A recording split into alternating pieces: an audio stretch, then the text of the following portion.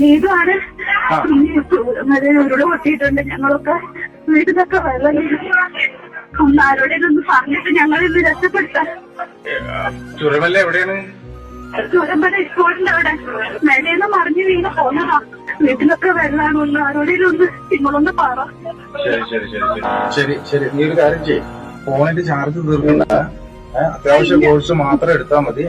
Hello മോളെ, നിങ്ങള് സ്ഥിതി എന്താ? എവിടെയുള്ളത് നിങ്ങള്? വീട്ടിലെന്ത് വെള്ളമാണ്. എല്ലാരും കുറെ പേരൊക്കെ ഇവിടെ എത്തിച്ചു. ഇനി അറിയില്ല, പുറത്തിറങ്ങാൻ പറ്റാത്ത അവസ്ഥ. വളരെ വലിയ രീതിയിലുള്ള ഒരു ദുരന്തം തന്നെയാണ് വയനാട്ടിൽ സംഭവിച്ചിരിക്കുന്നത്. മുണ്ടക്കൈ എന്ന് പറയുന്ന പ്രദേശത്താണ് ഉരുൾപൊട്ടലുണ്ടായത്. അവിടെ ഇന്നലെ പുലർച്ചെ ഉരുൾപൊട്ടൽ ഉണ്ടായ മേഖലയാണ്. അവിടെ തന്നെയാണ് വീണ്ടും ഈ ഒരു ദുരന്തം സംഭവിച്ചിരിക്കുന്നത്. എത്ര വീടുകൾ ഒറ്റപ്പെട്ടു, എത്ര വീടുകൾ മണ്ണിനടിയിലായി എന്നുൾപ്പെടെയുള്ള കാര്യങ്ങളിലൊന്നും ഇതുവരെ വ്യക്തത വന്നിട്ടില്ല. എന്ന് പറഞ്ഞ സ്ഥലത്ത് പുഞ്ചിരിമട്ടം എന്ന് പറഞ്ഞ ഭാഗത്ത് വലിയൊരു ദുരന്തം ഉണ്ടായിട്ടുള്ളത്. വലിയ ദുരന്തം എന്താ, ഒരുപാട് വീടുകൾ പോയിട്ടുണ്ട്, ഒരുപാട് ആളുകൾ മണ്ണിന്റെ അടിയിലുണ്ട്. അപ്പോൾ വണ്ടികളും ഇതൊന്നും പാലം പോയതുകൊണ്ട് വണ്ടി ഇങ്ങോട്ട് കടത്തിവിടാൻ പറ്റില്ല. എത്രയും പെട്ടെന്ന് ആളുകൾ വന്നിട്ട് അതിനുള്ള സജ്ജീകരണങ്ങൾ വന്നിട്ട് ഈ പാവപ്പെട്ട ആളുകളെ രക്ഷപ്പെടുത്തണമെന്ന് എനിക്ക് പറയാനുള്ളത്.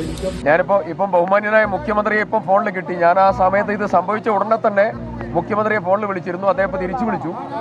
രാവിലെ സൈന്യത്തിന്റെ ഓപ്പറേഷൻസിലൂടെ ഈ മുണ്ടകൈ ഭാഗത്തുള്ള ആളുകളെ എയർലിഫ്റ്റ് ചെയ്ത് കൊണ്ടുവരാനുള്ള ഒരു പ്ലാനിങ് അടിയന്തരമായി നടത്തണം എന്നുള്ളത് പറഞ്ഞിട്ടുണ്ട്. അട്ടമല ഭാഗവും മുണ്ടക്കായ് ഭാഗമാണ് ഒറ്റപ്പെട്ട് കിടക്കുന്നത്.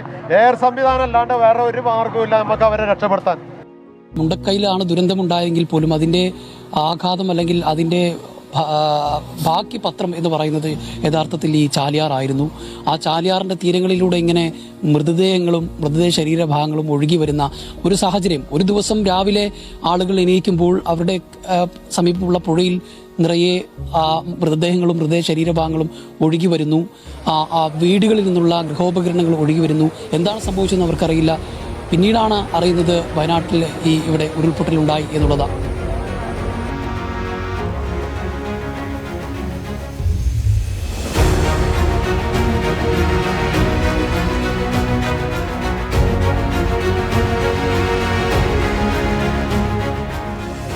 ജൂലൈ മാസം 29-ാം തീയതി രാവിലെയാണ് ഞങ്ങൾക്ക് വിവരം കിട്ടുന്നത്.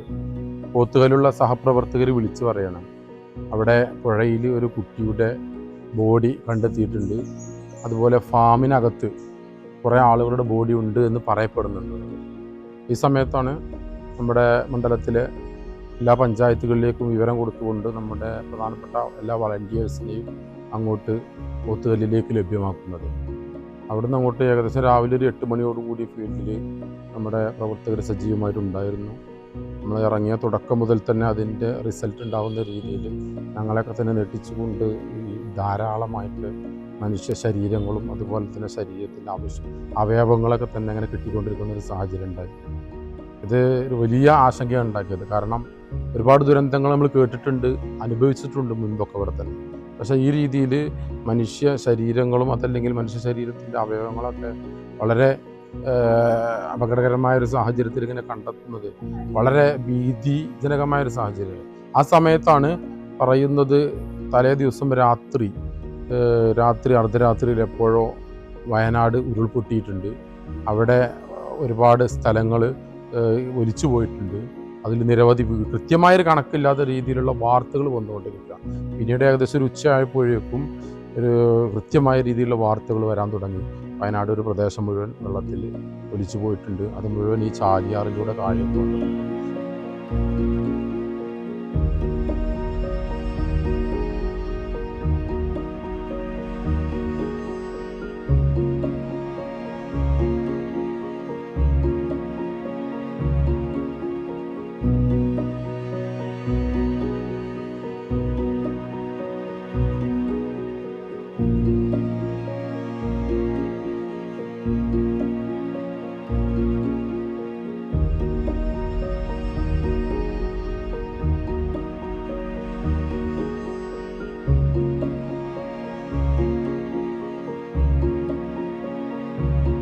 അപ്പോഴേക്കും നമ്മുടെ ജില്ലയിലെ ഒട്ടുമിക്ക പ്രദേശങ്ങളിൽ നിന്നും നമ്മുടെ പ്രവർത്തകർ വളണ്ടിയർമാരായിട്ട് അങ്ങോട്ട് ഓടിയെത്തുകയും ഏകദേശം 5 ദിവസം വളരെ സജീവമായ രീതിയിൽ നമ്മുടെ ജില്ലയിലെ മുഴുവൻ വളണ്ടിയർ ടീം അംഗങ്ങളും അവിടെ വർക്ക് ചെയ്യുകയും ചെയ്യുന്നുണ്ടായി.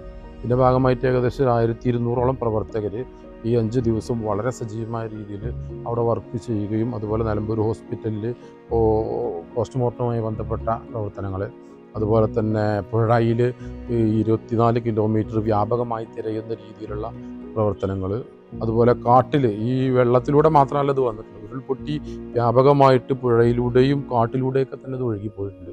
അങ്ങനെ കാട്ടിലൂടെയൊക്കെ തന്നെയുള്ള തെരച്ചിലിന് സജീവമായ രീതിയിൽ നേതൃത്വം നൽകാനും നമുക്ക് സാധിച്ചു എന്നുള്ളതാണ്. ഏതിരുന്നാലും ശരി, ഒരു ദുരന്ത സാഹചര്യം, വളരെ അപകടകരമായ ഒരു സാഹചര്യം എപ്പോഴും നിലനിൽക്കുന്ന ഒരു മേഖലയാണ്. ഈ സമയത്ത് കൈമൈ മറന്നുകൊണ്ട് നമ്മുടെ പ്രവർത്തകരും മറ്റെല്ലാ സന്നദ്ധ സംഘടനകളും വളരെ സജീവമായി സഹകരിച്ച് എല്ലാവരും ഒരുമിച്ച് നിന്നുകൊണ്ട് ഒരു മൃതദേഹം കാട്ടിൽ കിലോമീറ്ററുകൾക്കുള്ളിൽ വെച്ചാണ് ലഭ്യമാകുന്നത് എങ്കിൽ അത് ചുമന്നുകൊണ്ട് വാഹനങ്ങൾ സഞ്ചരിക്കുന്ന സ്ഥലത്തേക്ക് എത്തണമെങ്കിൽ കിലോമീറ്ററുകൾ സഞ്ചരിക്കണം. ഓരോ ബോഡിയും ജീർണിച്ച് വളരെ കനം കൂടിയ സാഹചര്യത്തിലാണുള്ളത്. അത് ചുമന്നു കൊണ്ടുവരാൻ എന്ന് പറഞ്ഞാൽ വളരെ പ്രയാസകരമാണ്. ഈ സാഹചര്യത്തിൽ ഓരോ സന്നദ്ധ സംഘടനകളുടെയും പ്രവർത്തകർ ഒരുമിച്ച് നിന്നുകൊണ്ട് കൈ മാറിക്കൊണ്ട് പരസ്പരം സഹകരിച്ചുകൊണ്ട് ഇങ്ങോട്ട് എത്തിച്ചു എന്നുള്ളത് വളരെ ഒരു സന്തോഷം തോന്നുന്നൊരു സംഗതിയാണ്. കാരണം സമൂഹത്തിലൊരു ദുരന്തം, ഒരു പ്രതിസന്ധി ഉണ്ടാകുമ്പോൾ എല്ലാ ആളുകളും ഒരുമിച്ച് നിന്നുകൊണ്ട് ഇതിനെതിരെ ഒരു ശക്തമായ രീതിയിൽ മുന്നോട്ട് വരികയും ഈ പ്രതിസന്ധിയെ മറികടക്കാൻ ശ്രമിക്കുകയും ചെയ്യുക എന്നുള്ള ഒരു സന്തോഷം കൂടി നമുക്ക് ഇതിൻ്റെ കൂട്ടത്തിൽ പങ്കുവെക്കേണ്ടതുണ്ട്. കേരളത്തിലെ ചെറുപ്പക്കാരൊക്കെ ഒരർത്ഥത്തിൽ പറഞ്ഞാൽ നമ്മൾ എന്തെങ്കിലുമൊക്കെ പറയും, ഇവർക്ക് വേറെ കാര്യങ്ങളൊന്നുമില്ല, ഉത്തരവാദിത്വം ഇല്ലാത്ത പിള്ളേർ എന്നൊക്കെ നമ്മൾ പറയും. പക്ഷേ എന്നാൽ പോലും ഈ പിള്ളേരൊക്കെ ഈ ദുരന്തവും അപകടമൊക്കെ ഉണ്ടാകുമ്പോൾ പുറത്തേക്ക് ഇറങ്ങാനുള്ളൊരു താല്പര്യം കാണിക്കുന്നു എന്നുള്ളത് നമ്മളെ സംബന്ധിച്ച് ഈ ഏത് ദുരന്തത്തെയും അതിജീവിക്കാനുള്ളൊരു ആത്മവിശ്വാസം നൽകുന്ന ഒന്നാണ്. നമ്മുടെ പിള്ളേരൊക്കെ പൊളിയാണ് എന്നുള്ളതാണ്. പക്ഷേ എന്ത് ചെയ്യാം, അവർക്ക് തന്നെ ചിലപ്പോൾ മരവിച്ച് നിൽക്കുന്നൊരു സാക്ഷിയുണ്ട്. പലപ്പോഴും ജീവനുള്ളതെന്ന് കരുതുമ്പോൾ കിട്ടുന്നത് മൃതദേഹമാണ്, ശരീരത്തിൻ്റെ ഭാഗങ്ങളുമാണ്.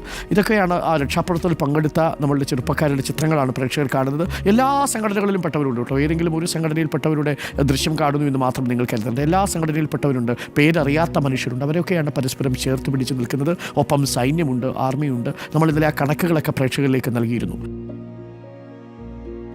പനങ്കയം പാലത്തിൻ്റെ ചുവട്ടിലാണുള്ളത്. പനങ്കയം പാലത്തിൻ്റെ ഇരു സൈഡിൽ, 2 സൈഡിൽ, ഈ ഒരു സൈഡിൽ ഒരു 60ഓളം പ്രവർത്തകർ ഇവിടെ അരിച്ചു പൊറുക്കി തെരഞ്ഞുകൊണ്ടിരിക്കുകയാണ്. അതേപോലെ പാലത്തിൻ്റെ അങ്ങേ സൈഡിൽ അവിടെയും ഒരു 19 ആളുകൾ അവിടെയും ചുറ്റുണ്ട്.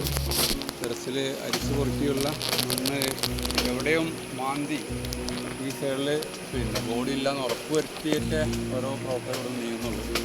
ഉൾപ്പെടെ ഗ്രാമത്തിൻ്റെ കടവിൽ വരെയാണ് നമ്മൾ ഈ ഒരു ടീമിനുള്ള ഒരു പരിധി. അതിൻ്റെ ഇടയിൽ ശരിക്കും അരിച്ചു പൊറുക്കി തരാനാണ് പാർട്ടിൻ്റെ ഉദ്ദേശം. അതാണ് ഇപ്പോൾ ഇവിടെ നടന്നുകൊണ്ടിരിക്കുന്നത് 2 സൈഡിലായിട്ട്. ഇതിൻ്റെ മുകളിൽ ഭൂതാനം മുതൽ അങ്ങോട്ട് മുകൾക്കുണ്ട്. താഴെ ഗ്രാമം മുതൽ പൂക്കോട്ടവണ്ണ കടവത്ത് വേറെ ഉണ്ട്. അങ്ങനെ കൈപ്പിനി മുതൽ താഴോട്ട് വേറെ, അങ്ങനെ കരിമ്പുഴ പാലം, മയിലാടി പാലം, കളത്തിങ്കടവ് വരെ 500ഓളം ആളുകൾ, 500ൻ്റെ മുകളിൽ ആളുകൾ ഇന്നിവിടെ പാർട്ടി ചെയർമാരെ വോളണ്ടിയർമാർക്ക് ഇറക്കിയിട്ടുണ്ട്. അപ്പോൾ ഫാം മുതൽ ഇവിടെ മുണ്ടേരി ഫാം അന്ന് ഏറ്റവും കൂടുതൽ ബോഡി കിട്ടിയ മുണ്ടേരി ഫാം മുതൽ ഇങ്ങോട്ട് അങ്ങനെ അവസാനം മയിലാടി, നിലമ്പൂർ മയിലാടി കളത്തിങ്കടവ് പാലം വരെ പ്രവർത്തകർ ഇന്ന് വിന്യസിച്ചിട്ടുണ്ട്. അതുകൊണ്ട് ഇവിടെ പരമാവധി അടിച്ചു കൊടുക്കുന്ന തരത്തിലാണ് പാർട്ടിനകത്ത്. ഉരുൾപൊട്ടിയ അന്ന് വെളുപ്പിന് 6 മണിയോടുകൂടെ ഏകദേശം മുണ്ടേരി ഫാമിൻ്റെ അടുത്ത് എത്തുകയും അവിടെ ചെന്നപ്പോൾ ഭയങ്കര ദയനീയമായിട്ടുള്ള അവസ്ഥയിലാണ് നമ്മൾ കണ്ടത്.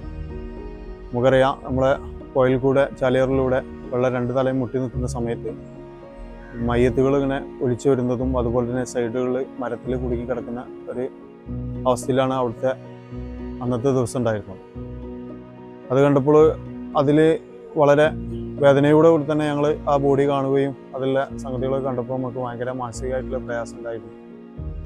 അങ്ങനെ ഇരിക്കുമ്പോഴാണ് നമുക്ക് സാമഗ്രികളും ഒന്നും ഇല്ലാത്തൊരു സമയത്ത് നമ്മൾ ഇവിടുന്ന് ട്യൂബും കാര്യങ്ങളൊക്കെ സെറ്റാക്കിക്കൊണ്ട് ഞങ്ങൾ കുറച്ച് നമ്മളെ പാർട്ടിയുടെ പ്രവർത്തകരുമായിട്ട് ഒരു 10-15ഓളം ആളുകൾ അതിന് സജ്ജരായിക്കൊണ്ട് മുണ്ടേരി മുതൽ ഏകദേശം 12 കിലോമീറ്റർ വരെ ഞങ്ങൾ തിരയാനുള്ളൊരു പ്ലാൻ ഇട്ടുകൊണ്ട് ഞങ്ങൾ 2 സൈഡിലൂടെ ട്യൂബിലൂടെ പുഴയുടെ 2 സൈഡിൽ കൂടെ ട്യൂബിൽ വെച്ച് പോരുമ്പോൾ ഫസ്റ്റിലൊരു ഇറങ്ങി ഒരു 5 മിനിറ്റ് കഴിഞ്ഞതിന് ശേഷം ഞങ്ങൾക്ക് 1ാമത്തെ ബോഡി ഞങ്ങൾക്ക് അവിടുന്ന് കിട്ടുകയും ആ ബോഡി ഞങ്ങൾ വളരെ പ്രയാസപ്പെട്ടുകൊണ്ട് ചളിയിൽ പൂന്തി കിടക്കുമായിരുന്നു. ഒരു കൈയിൻ്റെ വിരൽ മാത്രമേ കണ്ടിരുന്നത്. അത് മണ്ണൊക്കെ മാറ്റിക്കൊണ്ട് ഞങ്ങൾ എന്ത് ചെയ്തു, കൈ കൊണ്ട് മണ്ണൊക്കെ മാറ്റി ആ ബോഡി എടുത്ത് അത് ട്യൂബിൽ കയറ്റി കുറച്ച് കരയ്ക്ക് എത്തിച്ചുകൊണ്ട് അത് ആംബുലൻസുമായിട്ട് വിളിച്ച് അവർക്ക് ഏൽപ്പിച്ചു കൊടുത്ത് നമ്മൾ വീണ്ടും തെരച്ചിൽ ആരംഭിക്കുകയായിരുന്നു. അങ്ങനെ തെരച്ചിൽ ആരംഭിക്കുന്ന സമയത്താണ് കുറച്ച് മുന്നോട്ട് പോകുമ്പോൾ ഒരു 2 മണിയൊക്കെ ആയപ്പോഴാണ് ഞങ്ങൾക്കൊരു ഒരു ഹാഫ് ബോഡി കിട്ടുന്നത്. ഒരു സ്ത്രീൻ്റെ ആയിരുന്നു. ഇവിടുന്ന് ഊരൻ്റെ അവിടെ നിന്ന് ഇങ്ങോട്ട് മേലക്കുള്ള ഒരു ബോഡി ആയിരുന്നു. അതൊക്കെ കണ്ടപ്പോൾ ഭയങ്കര മാനസികമായിട്ട് ഭയങ്കര ഒരു പ്രയാസത്തിലായിരുന്നു അത് കണ്ടപ്പോൾ. എന്താണെങ്കിലും അതിൽ നമ്മളൊരു ഉത്തരവാദിത്വം നിലനിൽക്കി നമ്മളത് ഏറ്റെടുത്തുകൊണ്ട് ആ ബോഡി ഞങ്ങൾ എടുത്ത് ഏകദേശം അവിടുന്ന് ഒരു 10 കിലോമീറ്ററോളം താണ്ടിക്കൊണ്ട് പൂക്കോട്ടുമണ്ണ എന്നൊരു ബ്രിഡ്ജിൻ്റെ അടുത്ത് അത് എത്തിക്കുകയും അങ്ങനെ അത് ആംബുലൻസിൽ കൊടുത്ത് അത് അവരെ കയ്യിൽ ഏൽപ്പിച്ച് അതിൽ ഉത്തരവാദിത്തോടെ ചെയ്യുന്ന ഒരു സംഗതിയിലേക്കാണ് ഞങ്ങൾ പോയിട്ടുള്ളത്.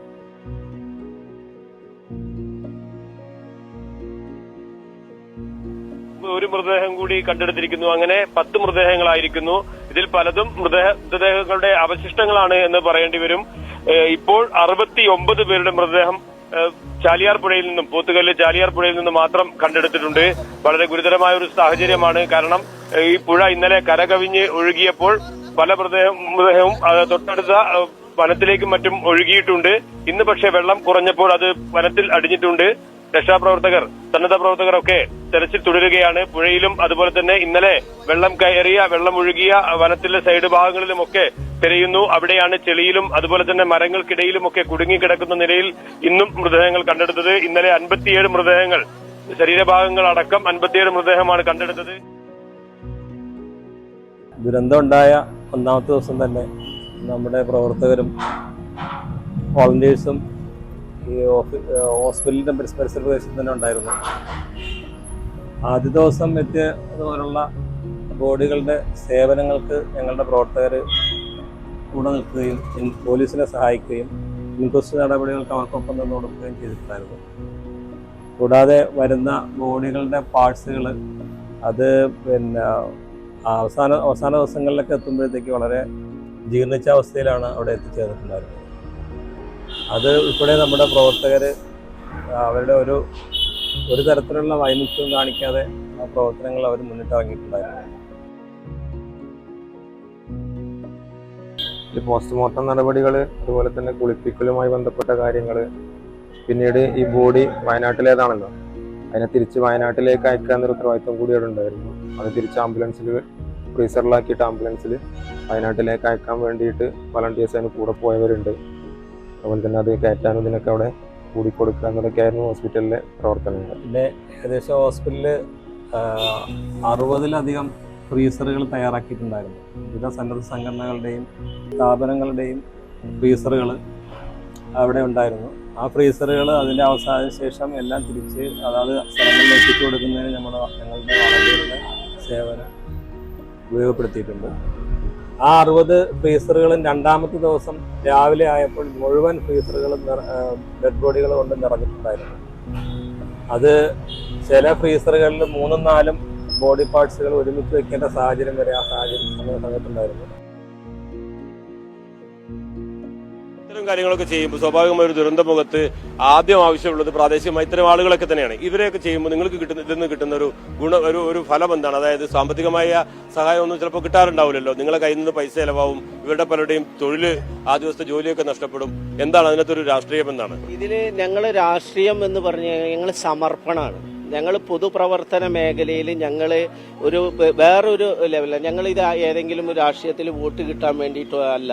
ഞങ്ങളുടെ ഒരു ഉത്തരവാദിത്തമാണ്. അതായത് ഞങ്ങളുടെ സഹജീവികൾ, അതിൽ ഞങ്ങൾക്ക് മതമില്ല, രാഷ്ട്രീയമില്ല. ഞങ്ങളുടെ സഹജീവികൾ എങ്ങനെയാണോ ദുരിതം അനുഭവിക്കുന്നത് അവരോടൊപ്പം ചേർന്നുകൊണ്ട് തന്നെ ഞങ്ങൾ ഈ രംഗത്തിറങ്ങുക എന്നുള്ള ഞങ്ങളുടെ ഒരു സമർപ്പണത്തിന്റെ ഭാഗമായിട്ടാണ്. ഇവരുടെ രാഷ്ട്രീയത്തോട് വിയോജിപ്പുള്ളവരും അനുകൂലിക്കുന്നവരും ഒക്കെ ഉണ്ടാവും. പക്ഷേ ഇവർ ഈ ദുരന്ത മുഖത്ത് ചെയ്യുന്ന, ഈ ദുരന്ത സ്ഥലത്ത് ഓടിയെത്തി ചെയ്യുന്ന അവരുടെ സേവനങ്ങളെ, അവരുടെ ഉത്തരവാദിത്തത്തെ അത് ഭംഗിയായി അവർ ചെയ്യുന്നു എന്നുള്ളത് നമുക്ക് കാണാതിരിക്കാനാവില്ല.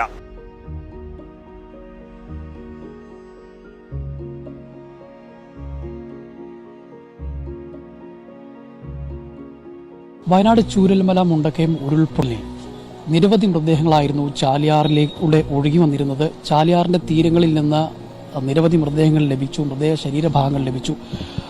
വലിയ തരത്തിലുള്ള തിരച്ചിലുകളായിരുന്നു ഇന്ന് ഇവിടെ നടന്നിരുന്നത്. സന്നദ്ധ പ്രവർത്തകരുടെ നേതൃത്വത്തിലുള്ള വലിയ തരത്തിലുള്ള തിരച്ചിൽ നടക്കുന്ന ഒരു സാഹചര്യമുണ്ടായി. സന്നദ്ധ പ്രവർത്തകരായിരുന്നു പല ഇടങ്ങളിലും ഇത്തരത്തിലുള്ള പ്രവർത്തനം നടത്തിയത്. അക്കൂട്ടത്തിൽ ഏറ്റവും പ്രധാനപ്പെട്ട ഒരു തിരച്ചിലിന് നേതൃത്വം നൽകിയ ഒരു വിഭാഗമായിരുന്നു STPIയുടെ നേതൃത്വത്തിലുള്ള സന്നദ്ധ പ്രവർത്തകർ എന്നുള്ളത്.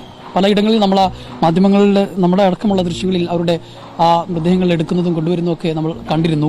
ഇന്നിപ്പോൾ ചാലിയാറിൽ STPI പ്രവർത്തകരുടെ നേതൃത്വത്തിലുള്ള ഒരു മാസ് തിരച്ചിൽ നടക്കുകയാണ്. അരിച്ചുപെറുക്കിയുള്ള ഒരു തിരച്ചിൽ നടക്കുകയാണ്. ഏതാണ്ട് 500-ലധികം വരുന്ന STPI വോളണ്ടിയർമാരുടെ നേതൃത്വത്തിലാണ് ഈ തിരച്ചിൽ നടക്കുന്നത്. ഇപ്പോൾ തന്നെ അവർ തിരച്ചിൽ ആരംഭിച്ചു കഴിഞ്ഞു പല ഭാഗങ്ങളിലും. ഇവിടെ ഒരു പ്രത്യേക പോയിന്റ് ഉണ്ട്. അവിടെ നിന്നാണ് അവരെ പല ഭാഗങ്ങളിലേക്കായി ചാലിയാറിൻ്റെ പല ഭാഗങ്ങളിലേക്ക് അവരെ പറഞ്ഞയക്കുന്നത്. അവിടെ ഓരോ ഭാഗങ്ങളിലും കൃത്യമായി തിരച്ചിൽ നടത്തി ഒരു മൃതദേഹങ്ങളും ഇല്ല എന്ന് ഉറപ്പുവരുത്തുകയാണ് ലക്ഷ്യം. അതിൻ്റെ ഭാഗമായിട്ടാണ് ഇത്തരത്തിൽ പ്രത്യേകമായി തന്നെ നിർദ്ദേശം നൽകിക്കൊണ്ടുള്ള തിരച്ചിലുകൾ നടക്കുന്നതെന്നാണ് നമുക്ക് ഇവിടെ നിന്ന് മനസ്സിലാക്കാൻ കഴിയുന്നത്.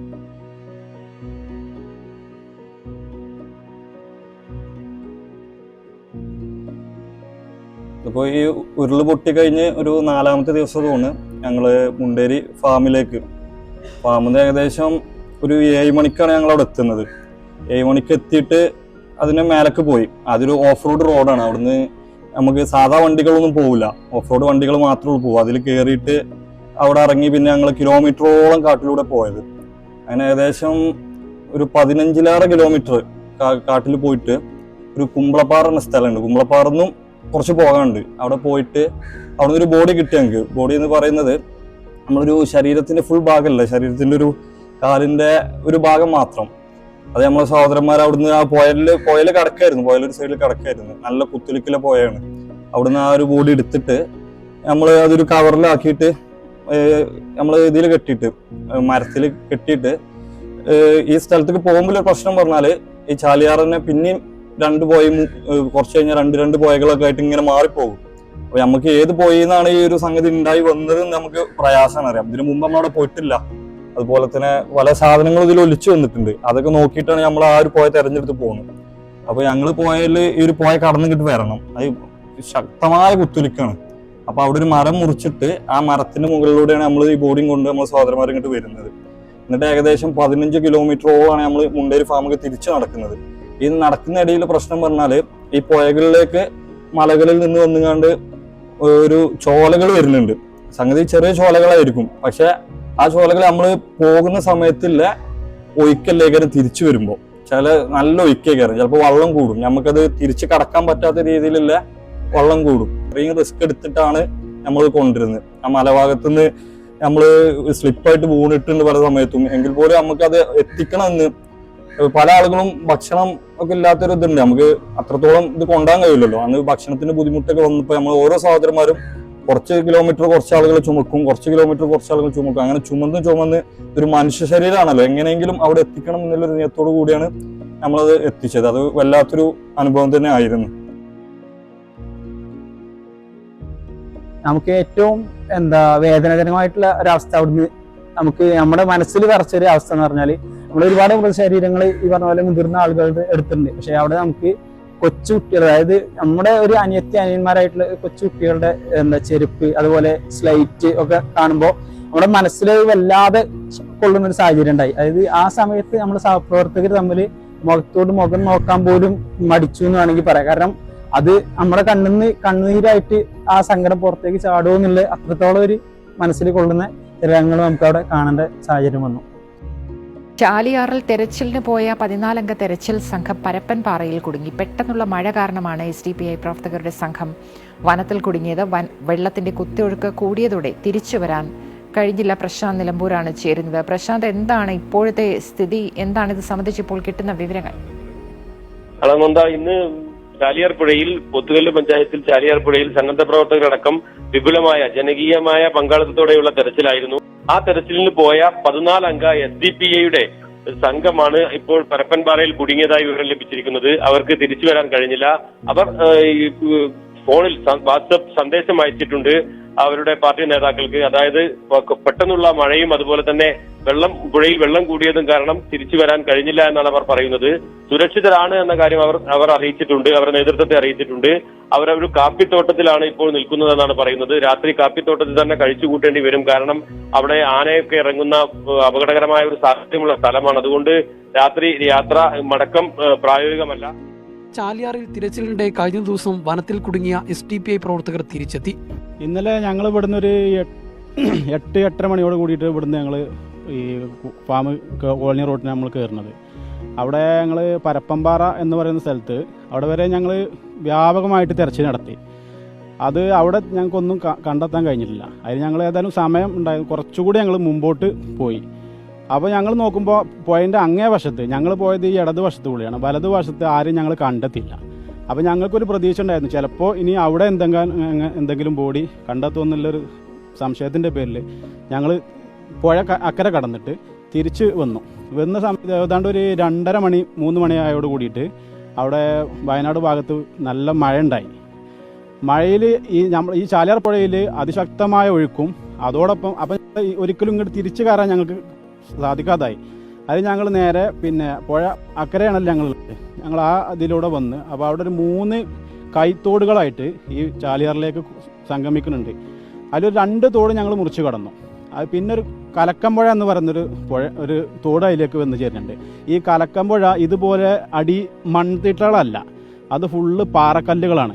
അത് അവിടെ അത് മുറിച്ച് കടക്കൽ അത് സാഹസികമായൊരു പ്രവൃത്തിയാണെന്ന് ഞങ്ങൾക്ക് തോന്നിയത്. കാരണം ഞങ്ങൾ എന്ത് ചെയ്ത് ഒന്ന് രാത്രിയായിരുന്നു, അപ്പോൾ ഒരു 6 മണിയിലെ ഇരുട്ടായി. അതായത് ഇവിടുത്തെ പോലെയല്ല, ഫോറസ്റ്റിൽ പെട്ടെന്ന് ഇരുട്ടാവും. ഒരു 6 മണിയോട് കൂടിയാണ് ഞങ്ങൾ അവിടെ എത്തുന്നത്. അപ്പോൾ പിന്നീട് എല്ലാവരും തിരിച്ചു വരവ് അത് അസാധ്യമാണെന്ന് മനസ്സിലാക്കി ഞങ്ങൾ എന്ത് ചെയ്ത്, ഞങ്ങളടുത്ത് എല്ലാ സംവിധാനങ്ങളൊക്കെ ഉണ്ടായിരുന്നു. കാരണം ഈ പുഴേൻ്റെ സ്ഥിതിഗതികൾ അറിയുന്ന ആളുകൾ എന്നുള്ള നിലക്ക് ഞങ്ങൾ അതിനുള്ള സംവിധാനങ്ങളായിട്ട് തന്നെയായിരുന്നു അങ്ങോട്ട് പോയിരുന്നത്. ഞങ്ങൾക്ക് ടോർച്ച് ഉണ്ടായിരുന്നു, കത്തി, അങ്ങനെയുള്ള അത്യാവശ്യത്തിനുള്ള സാധനങ്ങളൊക്കെ ഞങ്ങൾക്ക് ഉണ്ടായിരുന്നു, ഭക്ഷണം ഉണ്ടായിരുന്നു. അങ്ങനെ ഞങ്ങൾ എന്ത് ചെയ്തു, അവിടെ പുഴേൻ്റെ സൈഡിൽ തന്നെ ഈ പരപ്പമ്പാറ എന്ന് പറയുന്ന സ്ഥലത്ത് അവിടെ ഒരു കാപ്പിത്തോട്ടമുണ്ട്, ഒരു എസ്റ്റേറ്റ് ഉണ്ട്. ആ എസ്റ്റേറ്റിൻ്റെ ഒരു ഓരത്തായിട്ട് ആ പുഴയുടെ സൈഡിൽ ഞങ്ങൾ അവിടെ താമസിക്കുകയാണ് ചെയ്തത്. പിന്നെ നല്ല കൊതുകിൻ്റെ കടി ഉണ്ടായിരുന്നു. അങ്ങനെ ഞങ്ങൾ അവിടെയുള്ള വർക്കുകളൊക്കെ ഒരു കൂട്ടിയിട്ട് ഞങ്ങളവിടെ തീയിട്ട് രാവിലെ വരെ അവിടെ ഞങ്ങൾ സേഫായിട്ട് ഇരുന്നു. വയനാട് ദുരന്തത്തിൽ നമ്മുടെ സഹോദരങ്ങൾ ജീവനറ്റ് വരുമ്പോൾ അവരെ അള്ളാഹുവിൻ്റെ മാർഗത്തിൽ അല്ലെങ്കിൽ ദൈവത്തിൻ്റെ ഒരു പ്രതീക്ഷ മാത്രം കൈവിട്ടുകൊണ്ട് SDPI പ്രവർത്തിച്ചപ്പോൾ അന്ന് 6 മണി മുതൽ 9 ദിവസം വൈകുന്നേരം 6 മണി വരെ അവിടെ നിന്ന് ഇവരുടെ പ്രവർത്തനങ്ങൾ കണ്ട ഒരു വ്യക്തി എന്നുള്ള നിലയിലാണ് ഞാൻ ഇവിടെ നിൽക്കുന്നത്. കഴിഞ്ഞ ആഴ്ച വയനാട് മേപ്പാടി പഞ്ചായത്ത് പ്രസിഡന്റിനെ കാണാൻ അവസരമുണ്ടായി. ഞങ്ങൾ പഞ്ചായത്തിൽ നിന്ന് പോവുകയുണ്ടായി. നമ്മളൊക്കെ ഇവിടെ പറഞ്ഞതിലും ഭീതിജനകമാണ് ഇപ്പോഴും അവിടുത്തെ അവസ്ഥ. ആ പഞ്ചായത്ത് പ്രസിഡന്റിന്റെ പേര് ഷഹദ് എന്നാണ്. അവരുടെ വാർഡിൽ 470 വീടുകൾ ഉണ്ടായിരുന്ന സ്ഥാനത്ത് 30 വീടുകൾ മാത്രമാണ് ഇപ്പോഴുള്ളത് എന്ന് പറയുമ്പോൾ ആ പ്രസിഡന്റ് വിങ്ങിപ്പൊട്ടി. അവർക്ക് സംസാരം മുഴുവനാക്കാൻ സാധിച്ചില്ല. ആ സംസാരം പിന്നീട് അവിടെയുള്ള സെക്രട്ടറി ഏറ്റെടുത്താണ് ഞങ്ങളെ അഭിസംബോധന ചെയ്തത്.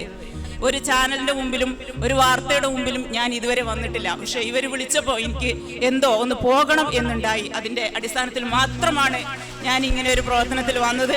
അതുകൊണ്ട് തന്നെ നമ്മുടെ എല്ലാവരുടെയും പ്രവർത്തനം ദൈവം സ്വീകരിക്കട്ടെ, ഇനിയൊരു ദുരന്തം ആവർത്തിക്കാതിരിക്കട്ടെ എന്ന് മാത്രം പറഞ്ഞുകൊണ്ട് ഈ പരിപാടിക്ക് എല്ലാവിധ ആശംസകൾ അർപ്പിച്ചുകൊണ്ട് നിർത്തുന്നു. ജയ് ഹിന്ദ്.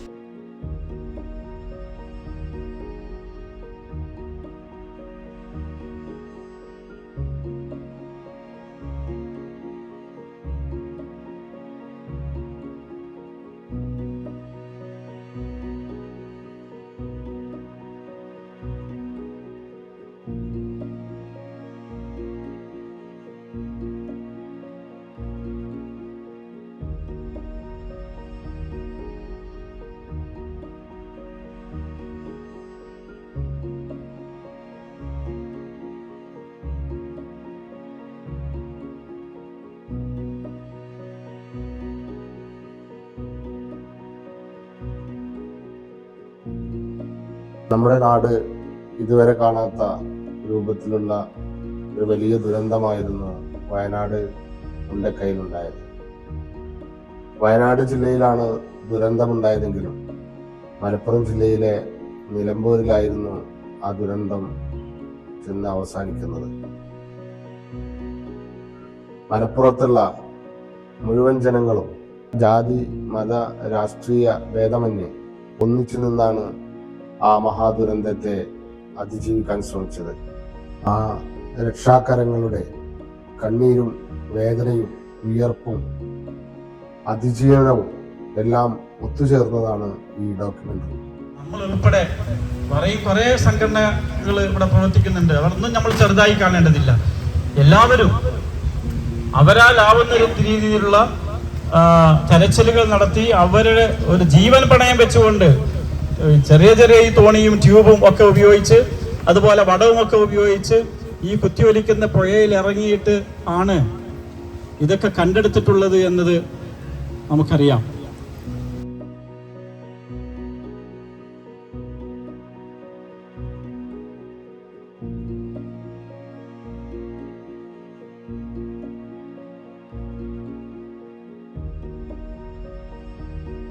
ഞാനിന്ന് പോരുമ്പോൾ ഒരു പ്രധാന ഗ്രൂപ്പിൽ ഒരു പ്രമുഖർ പറഞ്ഞൊരു അഭിപ്രായം കേട്ടുകൊണ്ടാണ് ഇങ്ങോട്ട് വരുന്നത്. എന്ന് പറഞ്ഞാൽ വളരെ പ്രശംസിക്കുന്നുവെന്ന് മാത്രമല്ല, ഇപ്പോൾ ഞാൻ ഒരു വിമർശകനാണ്, പക്ഷേ പ്രതിസന്ധി ഘട്ടത്തിൽ ഇത്തരമൊരു പ്രവർത്തനത്തിന് മനസ്സ് സൃഷ്ടിച്ച ഒരു പ്രത്യയശാസ്ത്രം, ഒരു പാർട്ടി, ആ പാർട്ടിയുടെ നിലപാട് എന്ന് പറഞ്ഞുകൊണ്ട് ഇതിനെ പിന്തുണയ്ക്കുന്ന ആ ഒരു അഭിപ്രായം, ഇങ്ങനെ 10,000 ഈ ആശയം ഏറ്റെടുക്കുന്ന തരത്തിലേക്ക് വളരെ കൃത്യമായി ഇതിനെ ഈ സന്ദേശം എത്തിക്കാൻ കഴിഞ്ഞത് നിങ്ങളുടെ ത്യാഗ മനസ്സാണ്.